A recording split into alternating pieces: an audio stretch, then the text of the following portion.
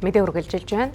За Орхон аймгийн боловсролын газрын дарга ариун гэрэлт энэ сарын 24-өөс 30-ны өдрүүдэд Өмнөгов аймагт ажил үүргийн чиглэлээр явсан албан томилтын үеэр ноцтой ёс зүйн зөрчил гаргасан тухай мэдээллийг манай Орхон аймаг дахь сэтгүүлч хариулсан байна.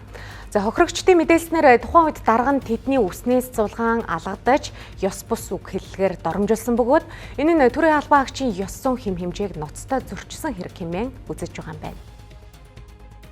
Хөгжлийн төлхөөр туршлах судлах хөтөлбөрийн хүрээнд тус байгууллагын 13 албан агч Өмнөгов аймгийн боловсролын байгууллагуудын үйл ажиллагаатай танилцах томилтоор ажиллажээ.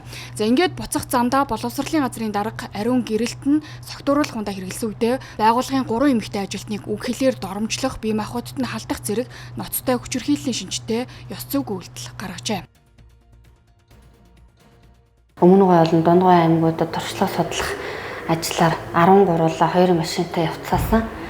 Тэгээд ирж явах замд бол боловсролын газрын дарга ариун гэрэлт би болон бусад алба хаагч эмэгтэй алба хаагчдын биед халтсан, хүчирхийлсэн, үг хэлээр доромжилсан ийм байдалтай. Тэгээд 28-нд болсон.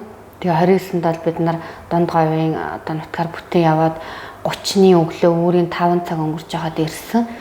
Тэрнхэд одоогийн байдлаар хуулийн байгууллагт хандцсан явж байгаа. За юунаас болсон гэдг нь бол тодорхойгүй. Би тэрэн дээрээ бол гомдолтой яваад байгаа. За энэ үйлдэл нь зөвхөн хувь хүний нэр хүнд бус төрийн байгууллагын ихтгэл үнэмшил байгууллагын дотоод соёлд сөргөөр нөлөөлөх үс ноцтой зөрчил болсон тул холбогдох хууль, дүрм, ёс зүйн хороогоор шалгаж хариуцлага тооцохыг хохирогч шаардаж байна. За бид нар бол үндэстэн Өмнөгов аймагт ажиллаад ирсэн. За тэгээд Өмнөгов аймагт ажиллаад ирэх hulцтай угаасаа аян замд хүмүүс бол бас мэдээж бүгдээрээ л бас юу байсан халамцсан байсан гэх юм уу бас тодорхой хэмжээний идэж явах хэрэгэлсэн байсан. Тэгээ хоорондоо асуудал үүссэн.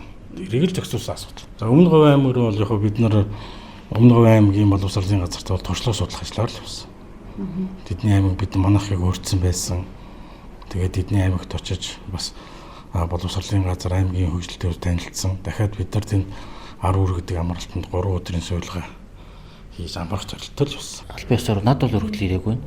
Ер нь бол иймэрхүү юм болсон талаар бол зүгээр нэг тийм чимээл сонсогдсон үгээс одоогоор албан ёсоор хандсан юм алгаа нэг ихтгэл авалж асууж тодорхойлсон зүйлгүй байна. Мэдээж ингээд зодаануудын асуудал үүссэн болвол мэдээж хуулийн байгууллагаараа шалгуулад явах гэж бодож байна. За манай тухайд бол ер нь нэгэн бодлого хэлцгээсээ илүү төрийн албаны зөвлөл бол хуулийн байгууллагын хандгуулах гэж бодож байна.